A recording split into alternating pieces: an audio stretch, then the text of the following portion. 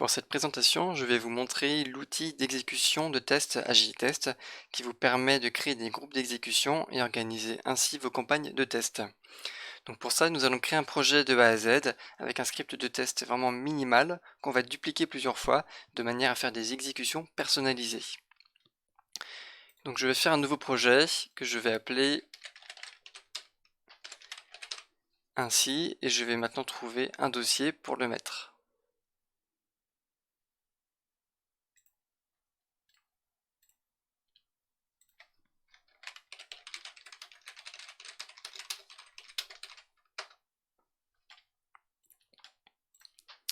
Voilà, dans ce projet qui vient d'apparaître, je vais créer un nouveau composant. C'est donc un script ATS pour faire mon scénario minimal. Donc je le numérote, on va appeler ce script le script numéro 1 et par la suite on va en faire plusieurs.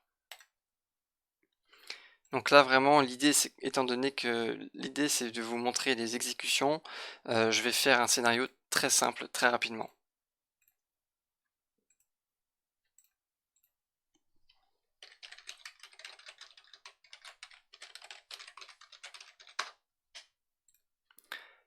Voilà, tout simplement, on ouvre un navigateur, on va sur une page web, et puis on va capturer un élément de la page pour le comparer, et le test s'arrêtera là. Donc j'ai mon canal de navigateur Chrome qui s'ouvre, mon URL qui s'ouvre, et pour terminer ce test, j'ouvre l'outil de capture, et puis je vais capturer par exemple cette mention-là. Alors, là, je capture cette zone de texte. L'outil de capture AgileTest vous est présenté dans un autre webinaire et dans d'autres vidéos. On a même des démonstrations, on a même des articles sur le sujet sur notre site internet.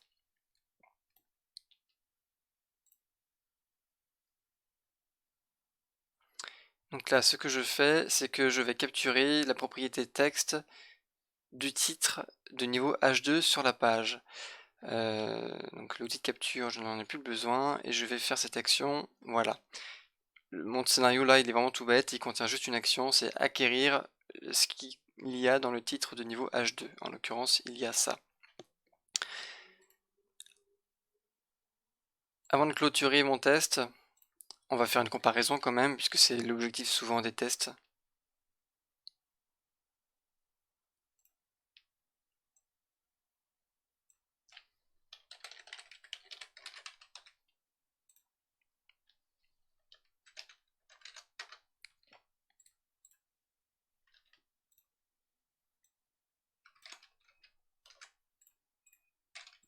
Voilà, l'idée ici c'est de comparer ce qu'on a obtenu sur la page et de le comparer avec une chaîne de caractères codée en dur dans le test.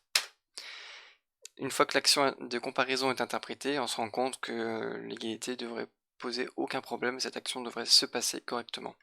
Et ensuite, on ferme le canal. Voilà, je vais pouvoir exécuter ce test devant vous. Vous allez voir qu'il est vraiment très simple, hein. Il ouvre un canal, il va sur une URL, il capture un élément de la page, il capture en fait le contenu du titre 2 et il le met dans une variable. Cette variable s'appelle propertyVar, on la voit ici. Et maintenant cette variable propertyVar, elle est comparée avec un texte en dur dans le test. Et pour terminer, on ferme le canal. Donc ici, si jamais on a un échec d'acquisition de la page, un échec pour trouver la zone de texte, eh bien cette action-là va échouer. Et le test s'arrêtera là. C'est tout simple.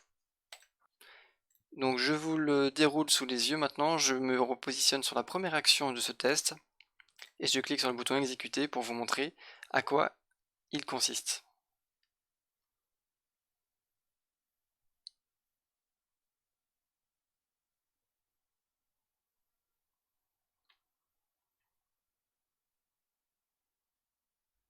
Voilà. Alors maintenant, je vais dupliquer ce test plusieurs fois pour le mettre dans différents sous-dossiers, pour le affecter différents attributs et vous montrer comment on fait des exécutions avec un projet qui contient plusieurs tests.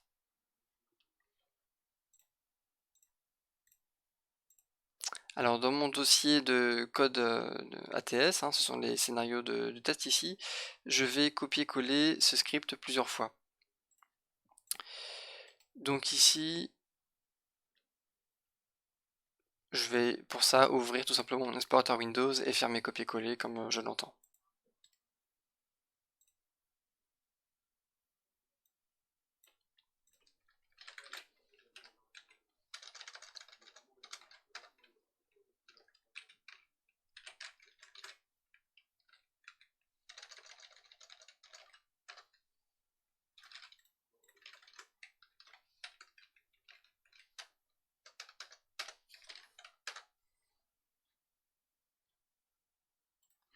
Alors de retour dans JTest, je vais créer des sous-dossiers.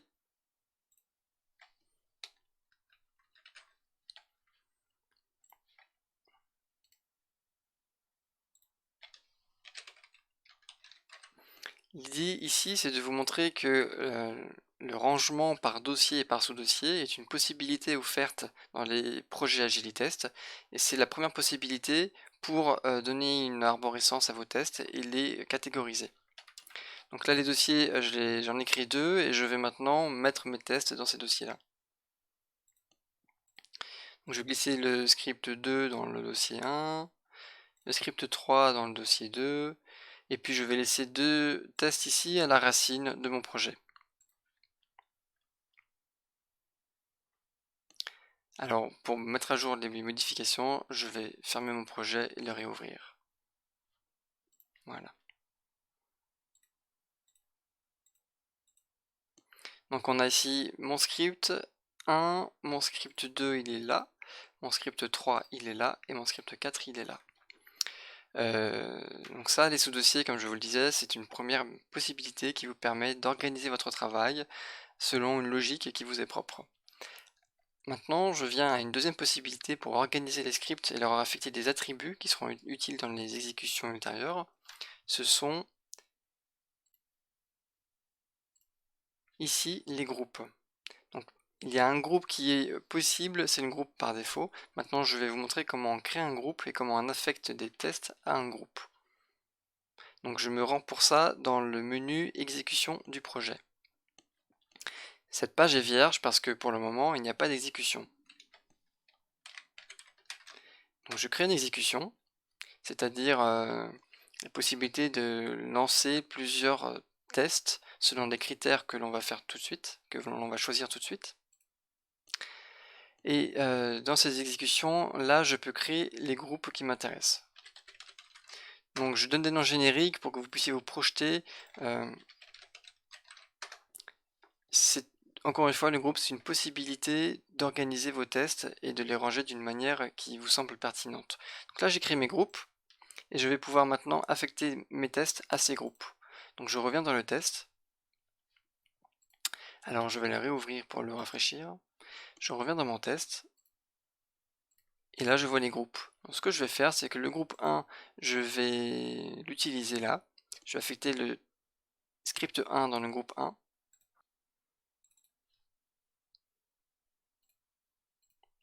Je vais affecter le script 2 dans le groupe 1 aussi.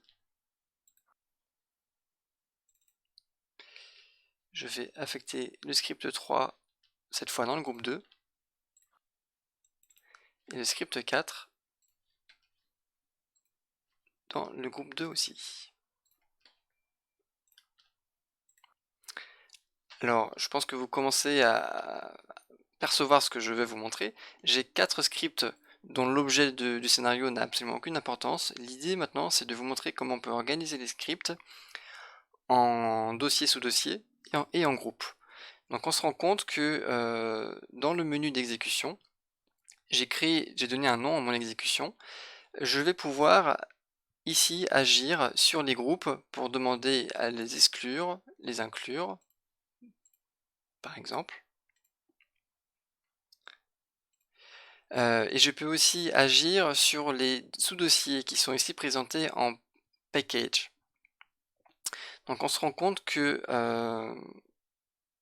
le package, c'est un type de taxinomie possible pour organiser les scénarios de test. Les groupes, c'est un autre type de taxinomie possible pour organiser les scénarios de test.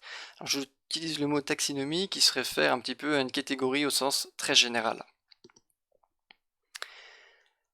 Maintenant que j'ai organisé mes 4 scénarios de test avec des groupes et des packages, je vais vous montrer comment on peut faire une exécution. Donc la chose la plus simple pour paramétrer une exécution, c'est de spécifier à AgiliTest le script que l'on veut exécuter. Ici par exemple, je prends mon script 1, je fais un glisser-déposer, j'enregistre mon exécution, et lorsque je vais cliquer sur le bouton exécuter, il va y avoir 3 étapes qui vont être réalisées.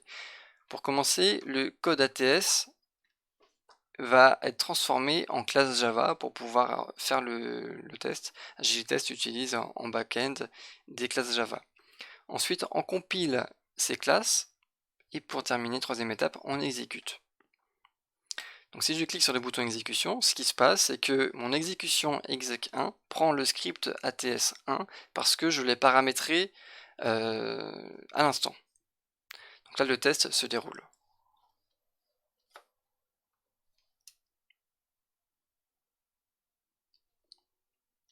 Alors le test se déroule et on se rend compte que les logs au niveau de l'exécution sont assez spartiates, donc on va y remédier, on va aller plus dans le détail avec un mode plus verbeux. Donc pour faire ça, dans l'exec1, je paramètre ici le niveau de verbosité des logs, et je vais mettre le niveau info pour avoir plus d'informations. Il y a différents niveaux par ordre croissant, hein. Silent, il n'y a vraiment rien qui s'affiche, et info, on a déjà beaucoup plus d'éléments qui s'affichent. Alors là, vous avez vu, l'exécution exec1 consiste à exécuter le script 1 qui est paramétré ici. Maintenant, je change d'approche, je vais utiliser carrément un dossier sous dossier.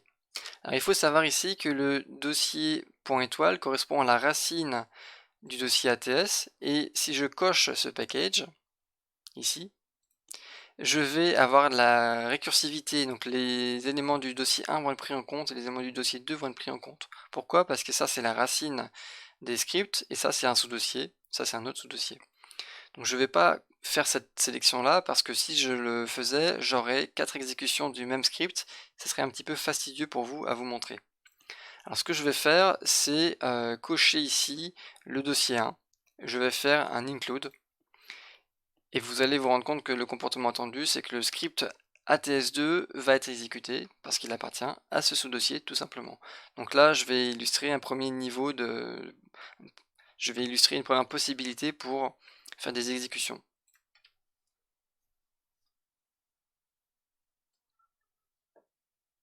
Voilà, on voit ici, dans le dossier 1, on a le script ATS2 qui se lance. Il est en train de s'exécuter en ce moment même.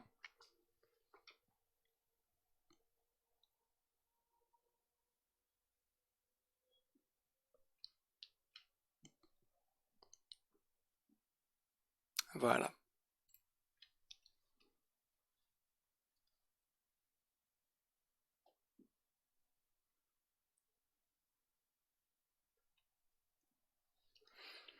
Maintenant, ce que je peux vous montrer, c'est la possibilité de croiser la catégorisation de mes scripts par package et par groupe. Donc pour ça, je vais inclure le package à racine, qui là en l'état inclurait tous les scénarios qui sont présents dans le dossier de scénario test. Mais ici, je vais quand même choisir des exclusions. Je vais faire exclude groupe 1 et exclude groupe 2. Donc ce qui va se passer, c'est que dans le package racine, on trouve le script 1, 2, 3 et 4. Et dans le groupe 1, on a exclu le script 1 et 2. Alors le groupe 2, je vais le laisser parce que sinon j'aurai rien à faire. Donc on va travailler comme ça. On a inclus tous les packages et on a exclu le groupe 1. Donc le résultat que vous allez voir, c'est que dans cette exécution, le groupe 2 va rester présent. Et donc c'est le script 2, c'est le script 3 et 4 qui vont être exécutés. Donc j'essaie ça tout de suite. Et puis je vais pouvoir vous parler un petit peu de ce qu'on voit à l'écran là. Au fond, c'est la sortie écran tout simplement de l'exécution de mon test qui m'indique des informations HKTAP et qui m'indique à la fin de l'exécution les scénarios qui sont passés avec succès et les scénarios de test qui sont passés avec un échec.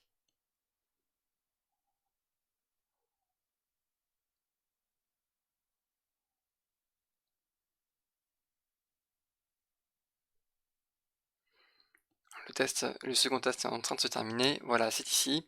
Test run, on en a lancé 2. On a 0 erreur et 0 test passé.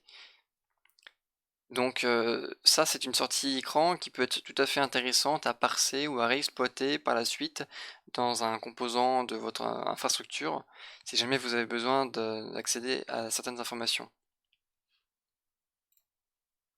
Voilà.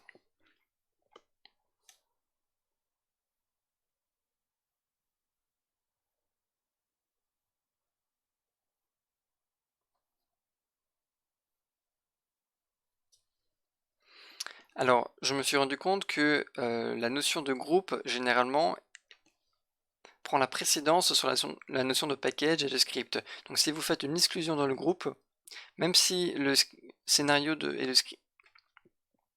Donc si vous faites une exclusion dans le groupe, le script sera désactivé, même s'il était présent dans le package coché et même s'il était présent dans la liste des scripts à exécuter.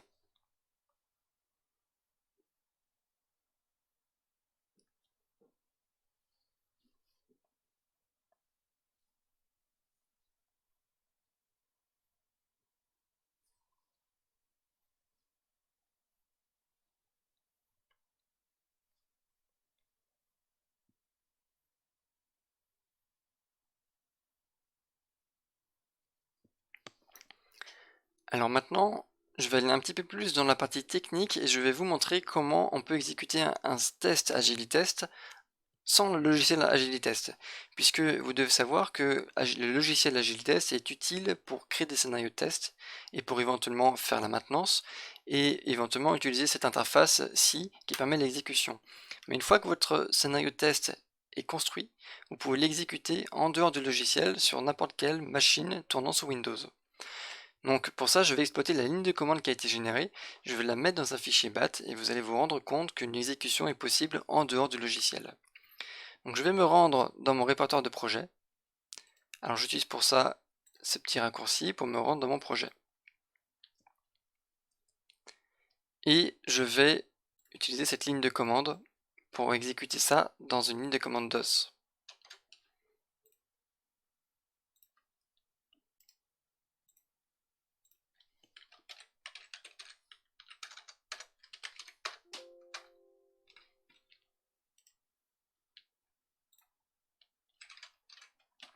Alors ici, dans mon script BAT, il va quand même être nécessaire de mettre le chemin absolu vers la ligne de commande, le chemin absolu vers le Java. Donc je vais chercher ici dans l'outil de configuration AgiliTest où se situe mon JDK.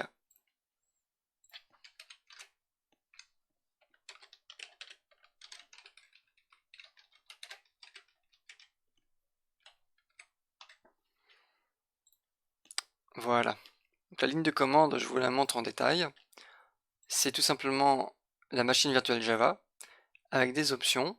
Et en paramètres, on va mettre des dépendances qui sont dues au langage Action Test Script, le langage ATS qui permet de définir le script. Et puis, on va trouver également un fichier de configuration XML dont je vais vous parler juste ensuite.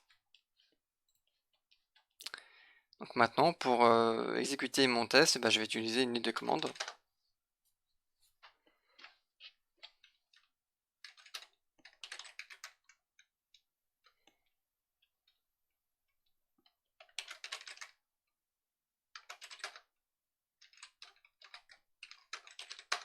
Là, je me suis positionné dans mon répertoire de tests et je vais exécuter mon test en ligne de commande pour vous montrer que même sans un AgiliTest, on peut exécuter le scénario.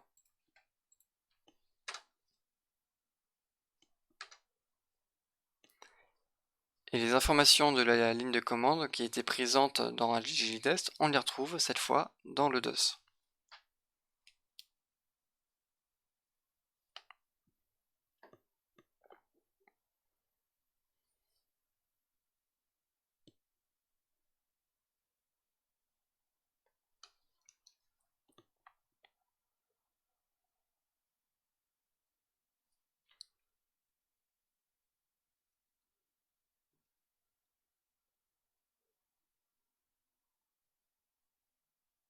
Voilà pour cette exécution un petit peu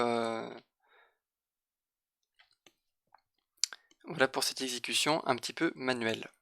Je reviens à AgiliTest sur l'écran qui permet de configurer les exécutions et je vais vous présenter ici la possibilité de définir des paramètres d'exécution. Alors un paramètre d'exécution, c'est une donnée que l'on soumet donc à une exécution et qui va être possible d'utiliser à l'intérieur du script.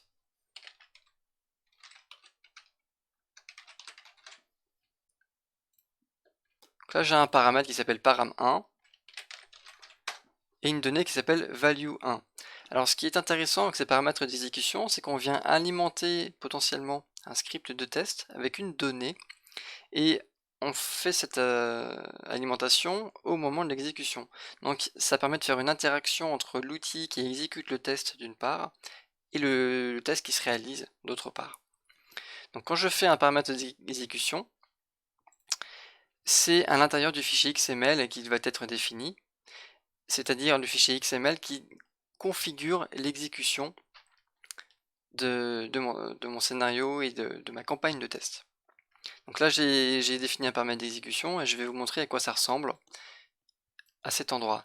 Donc je me situe dans le répertoire src exec et exec1.xml qui correspond à ma configuration de mon exécution.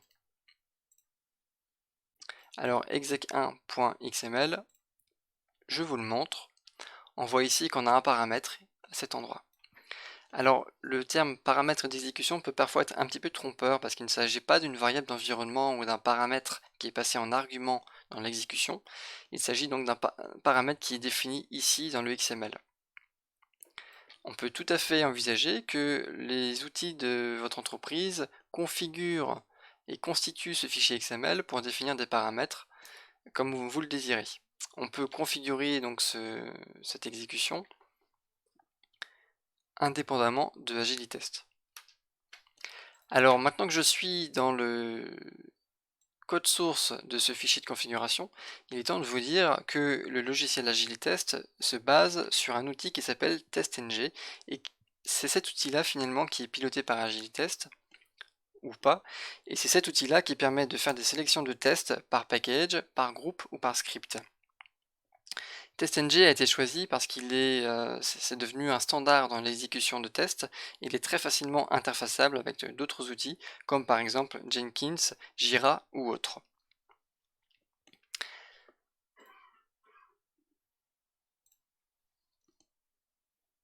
Indépendamment de TestNG, AgiliTest utilise également le standard Maven. Alors Maven, c'est un outil qui permet d'automatiser des tâches d'intégration continue, éventuellement en lien avec TestNG, hein. Et cet outil Maven a une bonne notoriété et on peut considérer, pour ceux qui connaissent, que Maven est au DevOps, ce que l'outil Make est au programmeur système Linux. Donc c'est un outil très souple qui permet d'automatiser et de personnaliser des tâches d'intégration continue. Alors maintenant j'en viens aux possibilités d'interopérabilité de AgiliTest avec d'autres outils. Il faut savoir que tous les outils qui sont compatibles avec le standard Maven et qui formulent donc des commandes du style mven compile ou mven clean sont donc compatibles avec AgiliTest parce que AgiliTest supporte ce standard.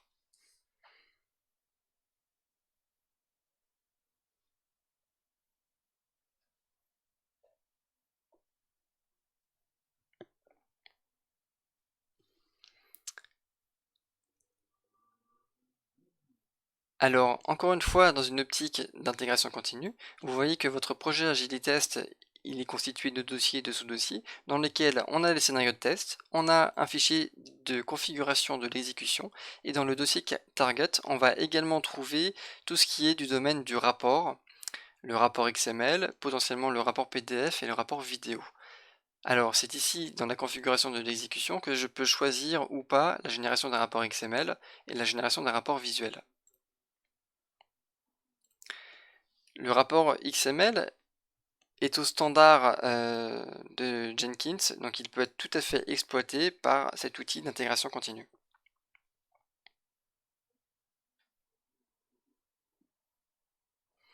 Alors, on se rend compte finalement que par les choix réalisés dans le logiciel Agilitest et par l'adoption de standards bien connus comme TestNG et Maven, l'outil Agilitest est parfaitement interopérable avec les standards du secteur. Alors, cette démonstration à propos de l'outil d'exécution et la configuration de campagne de test touche à sa fin. J'espère que je ne vous ai pas laissé sur votre faim en ce qui concerne les outils d'intégration continue, qui feront l'objet d'un webinaire plus détaillé dans lequel on montrera vraiment des interactions entre le logiciel Jenkins et le logiciel Agilitest.